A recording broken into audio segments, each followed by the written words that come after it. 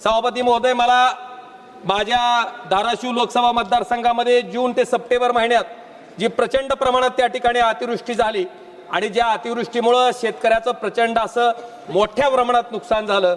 सभापती महोदय, त्या नुकसानीच्या बाबतीत जवळपास माझ्या लोकसभा क्षेत्रामध्ये 5,77,544 हेक्टर इतक्या क्षेत्राचं त्या ठिकाणी नुकसान झालेलं आहे आणि महाराष्ट्र राज्य सरकारने त्या ठिकाणी जवळपास 31,628 कोटीचं पॅकेज त्या ठिकाणी जाहीर केलंय। पण सभापती महोदय, दुर्दैवाने या ठिकाणी खंत व्यक्त करावी वाटते की केवळ 14,000 कोटी रुपये त्या ठिकाणी शेतकऱ्याच्या पदरात अद्यापर्यंत पडलेत। अजूनपर्यंत जवळपास 17,628 कोटी रुपये त्या ठिकाणी शेतकऱ्याला मिळणं बाकी आहे। सभापती महोदय, मी तारांकित प्रश्नाच्या माध्यमातून सरकारला प्रश्न विचारला होता की महाराष्ट्रात जी ही आपत्ती आली आहे, ह्या आपत्तीच्या बाबतीत केंद्र सरकारने राज्य सरकारला काय मदत केली। पण सभापती महोदय, त्या ठिकाणी दुर्दैवानं राज्य सरकारचा प्रस्ताव आला नाही। अशा पद्धतीने त्या ठिकाणी त्या मंत्री महोदयाच्या उत्तरात, जे गृहराज्यमंत्री आहेत त्यांच्या उत्तरात त्या ठिकाणी मला सांगितलं गेलंय। सभापती महोदय, मला अपेक्षा आहे की महाराष्ट्र सरकारनं तातडीनं ती मदतीचा प्रस्ताव पाठवावा केंद्र सरकारकडे आणि डबल इंजिनच्या सरकारच्या माध्यमातून जी शेतकऱ्याला भरीव स्वरूपाची मदत त्या ठिकाणी मिळणं गरजेचं आहे, ती मदत त्या ठिकाणी तातडीनं मिळवून द्यावी ही माझी आपल्या माध्यमातून केंद्र सरकारला विनंती आहे आणि राज्य सरकारला विनंती आहे। आपल्या देशाला 5 ट्रिलियन इकॉनॉमी त्या ठिकाणी बनवायची।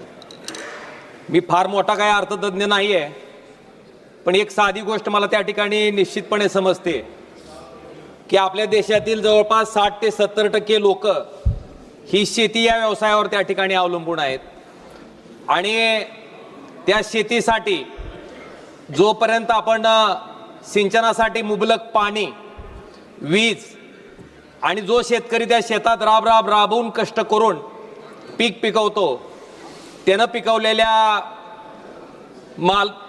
उत्पन्नाला त्या ठिकाणी स्वामीनाथन आयोगाच्या शिफारशीप्रमाणे त्याच्या उत्पादन खर्चावर आधारित त्या ठिकाणी त्याला हमीभाव जोपर्यंत मिळणार नाही तोपर्यंत मला वाटते आपण जे 5 ट्रिलियन इकॉनॉमीचं स्वप्न त्या ठिकाणी बघतोय ते आपण कधीही गाठू शकणार नाहीत।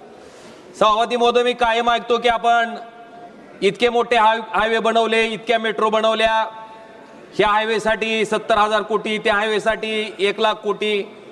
सभापती महोदय, पण मला वाटतं अटल बिहारी वाजपेयीजींचंच त्या ठिकाणी विजन होतं नदीजोड प्रकल्प। मला वाटतं नदीजोड प्रकल्पाच्या बाबतीत आपण मोठ्या प्रमाणात पैसे खर्च करून बजेटमध्ये तरतूद करून त्या शेतकऱ्याला शाश्वत पाणी त्या ठिकाणी का उपलब्ध करून देत नाही, मला वाटतं हा माझा सरकारच्या पुढे प्रश्न आहे। सभापती महोदय, आपण बघितलं असेल ज्या वर्षी चांगला पाऊस होतो आणि शेतकऱ्याचं त्या ठिकाणी पीक पिकतं आणि प्रचंड प्रमाणात उत्पन्न येतं, उत्पन्न आल्याच्या नंतर शेतकऱ्याला योग्य जर भाव मिळाला तर आपण त्या वर्षी बघा किराणाचं दुकान असेल, सोनाराचं दुकान असेल, गाड्याची दुकानं असतील, सगळी जोरात त्या ठिकाणी चालू असतात। पण ज्या वर्षी शेतकऱ्याचं पीक पिकत नाही, शेतकऱ्याच्या मालाला भाव मिळत नाही, त्या वर्षी मात्र ही सगळे व्यवसाय करणारी लोक त्या ठिकाणी माशा मारत बसलेले असते। म्हणून माझी विनंती आहे की शेतीकडे बघत असताना जो दृष्टिकोन सरकारचा आहे तो दृष्टिकोन त्या ठिकाणी बदलणं गरजेचं आहे। ती शेती नफ्याची, ती शेती फायद्याची कशी करता येईल ह्याच्यासाठी सरकारने त्या ठिकाणी प्रयत्न करणं गरजेचं आहे। सभापती महोदय, मी महाराष्ट्रासाठी एक म्हणणं त्या ठिकाणी मांडतोय।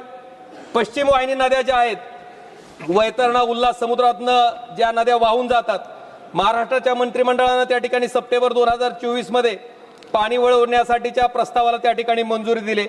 सभापती महोदय, या प्रकल्पाच्या अंतर्गत जवळपास 55 TMC पाणी आणण्याच्या दृष्टीनं सविस्तर प्रकल्प अहवाल डिसेंबर 2025 पर्यंत पूर्ण करण्याचं उद्दिष्ट त्या ठिकाणी सरकारनं ठेवलेलं आहे आणि ह्या प्रकल्पासाठी साधारणतः 70,000 कोटी रुपयाची गरज असून मला वाटते ते जर पैसे त्या ठिकाणी उपलब्ध करून दिले तर साधारणतः 70 TMC पाणी ही दुष्काळग्रस्त मराठवाड्याला त्या ठिकाणी मिळणार आहे। आणि महाराष्ट्रासाठी नदीजोड प्रकल्पाची का आवश्यकता आहे? नारपार असेल, अंबिका असेल, औरंगा असेल, दमणगंगा, वैतरणा, उल्हास यासारख्या नद्याच्या खोऱ्यातील जे अतिरिक्त पाणी आहे, जी गोदावरी खोऱ्यातील कोरडवाहू भागामध्ये जर आपण त्या ठिकाणी वळवलं तर निश्चितपणे त्या शेतकऱ्याचा त्या ठिकाणी फायदा झाल्याशिवाय आणि त्याला मुबलक प्रमाणात पाणी, शाश्वत पाणी उपलब्ध झाल्यामुळं त्या ठिकाणी निश्चितपणे त्याला ती जी शेती ही फायद्याची त्या ठिकाणी करता येईल आणि त्याच्या माध्यमातून उत्पन्न घेऊन त्याचा प्रपंच त्या ठिकाणी करता येईल। सभापती महोदय, मला माझ्या धाराशिव लोकसभा मतदारसंघामध्ये जून ते सप्टेंबर महिन्यात जी प्रचंड प्रमाणात त्या ठिकाणी अतिवृष्टी झाली आणि ज्या अतिवृष्टीमुळे शेतकऱ्याचं प्रचंड असं मोठ्या प्रमाणात नुकसान झालं, सभापती महोदय, त्या नुकसानीच्या बाबतीत जवळपास माझ्या लोकसभा क्षेत्रामध्ये 5,77,544 हेक्टर इतक्या क्षेत्राचं त्या ठिकाणी नुकसान झालेलं आहे आणि महाराष्ट्र राज्य सरकारनं त्या ठिकाणी जवळपास 31,628 कोटीचं पॅकेज त्या ठिकाणी जाहीर केलं आहे. पण सभापती महोदय, दुर्दैवानं या ठिकाणी खंत व्यक्त करावी वाटते की केवळ 14,000 कोटी रुपये त्या ठिकाणी शेतकऱ्याच्या पदरात अद्यापर्यंत पडलेत. अजूनपर्यंत जवळपास 17,628 कोटी रुपये त्या ठिकाणी शेतकऱ्याला मिळणं बाकी आहे. सभापती महोदय, मी तारांकित प्रश्नाच्या माध्यमातून सरकारला प्रश्न विचारला होता की महाराष्ट्रात जी ही आपत्ती आली आहे, ह्या आपत्तीच्या बाबतीत केंद्र सरकारनं राज्य सरकारला काय मदत केली.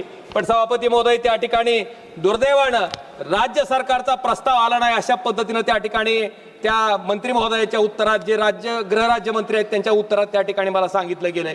सभापती महोदय, मला अपेक्षा आहे की महाराष्ट्र सरकारनं तातडीनं ती मदतीचा प्रस्ताव पाठवावा केंद्र सरकारकडं आणि डबल इंजिनच्या सरकारच्या माध्यमातून जी शेतकऱ्याला भरीव स्वरूपाची मदत त्या ठिकाणी मिळणं गरजेचं आहे, ती मदत त्या ठिकाणी तातडीनं मिळवून द्यावी, ही माझी आपल्या माध्यमातून केंद्र सरकारला विनंती आहे आणि राज्य सरकारला विनंती आहे. सभापती महोदय, माझी विनंती आहे, मी एकटाच आहे वक्ता बोलणारा, किमान मला 10-15 मिनिटं तरी बोलू द्या. सभापती महोदय, मला एक सगळ्यात महत्वाचा विषय मला आपल्या माध्यमातून सांगायचा आहे की मराठवाड्यामध्ये साधारणतः 1 जानेवारी ते 30 ऑक्टोबर 2025 पर्यंत किती आत्महत्या झाल्या. सभापती महोदय, 112 छत्रपती संभाजीनगरमध्ये, 32 जालन्यात, परभणीमध्ये 45, हिंगोलीमध्ये 33, नांदेडमध्ये 90, बीडमध्ये 108, लातूरमध्ये 47, धाराशिवमध्ये 70.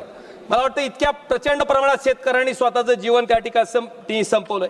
सभापती महोदय, माझी विनंती आहे की आपण बघितलं असेल, शेतकऱ्याच्या खताला जीएसटी आहे, शेतकरी जे कुठले औषधं त्या ठिकाणी वापरतोय त्याला जीएसटी आहे, पण जीएसटीचा परतावा शेतकऱ्यांना कुठून घ्यायचा. सभापती महोदय, शेतकरी हा शेवटचा उपभोक्ता आहे, त्याला जीएसटीचा परतावा त्या ठिकाणी घेता येत नाही. म्हणून माझी विनंती आहे केंद्र सरकारला की जीएसटी जो शेतकऱ्याच्या खतावर, बियाण्यावर, त्या ठिकाणी तणनाशकावर लावला जातो तो जीएसटी त्या ठिकाणी कमी करावा, रद्द करावा, ही माझी कळकळीची विनंती सभापती महोदय आपल्या माध्यमातून केंद्र सरकारला त्या ठिकाणी आहे. सभापती महोदय, मला आपल्याला सांगायचंय की धाराशिवसाठी सगळ्यात महत्वाचा आई तुळजाभवानीचं जे तीर्थक्षेत्र आहे ते रेल्वे मार्गाने जोडण्यासाठी, सभापती महोदय मला थोडासा वेळ द्या. सभापती महोदय, रेल्वे मार्गाने जोडण्यासाठी सोलापूर, तुळजापूर, धाराशिव हा रेल्वे मार्गाची घोषणा सभापती महोदय 2014ला झाली होती. 2019च्या नंतर जवळपास 3200 कोटी रुपयाची त्या ठिकाणी आवश्यकता ह्या रेल्वे मार्गासाठी आहे. सभापती महोदय, राज्य सरकारनं निम्मा खर्च उचलण्याची हमी त्या ठिकाणी केंद्र सरकारला दिली आहे, पण दुर्दैवानं 1 रुपयाची तरतूद त्या ठिकाणी राज्य सरकारनं ह्या प्रकल्पाच्या बाबतीत केली नसल्यामुळं केवळ तुळजापूर पासून धाराशिव पर्यंतच्या रेल्वे मार्गाचं काम चालू आहे, पण तुळजापूर पासून सोलापूर पर्यंतच्या रेल्वे मार्गाचं टेंडर अद्यापर्यंत त्या ठिकाणी अंतिम झालेलं नाही आणि त्याच्यामुळं जे स्वप्न आहे सोलापूर, तुळजापूर, धाराशिव आई तुळजाभवानीचं तीर्थक्षेत्र त्या ठिकाणी जोडण्याचं ते स्वप्न त्या ठिकाणी अपुरं राहतंय. सभापती महोदय, मला माझ्या मतदारसंघातल्या फक्त 2 मागण्या मला तुमच्या माध्यमातून केंद्र सरकारच्या समोर ठेवायच्यात. सभापती महोदय, आमच्याकडं कनेक्टिव्हिटी रोडची चांगले, धुळे सोलापूर त्या ठिकाणी हायवे आहे, सुरत चेन्नईचा महामार्ग सुद्धा त्या ठिकाणी भारतमाला प्रोजेक्टमधनं बाहेर आल्यामुळं त्याला वेळ लागतोय, पण माझी विनंती आहे की त्याला सुद्धा लवकरात लवकर मंजुरी द्यावी आणि मला वाटतं हे सगळे महामार्ग झाल्याच्या नंतर धाराशिव एमआयडीसी मध्ये एक लॉजिस्टिक पार्क त्या ठिकाणी केंद्र सरकारनं उभा करावं, ही माझी त्या ठिकाणी आपल्या माध्यमातून केंद्र सरकारला त्या ठिकाणी सभापती महोदय कळकळीची विनंती आहे.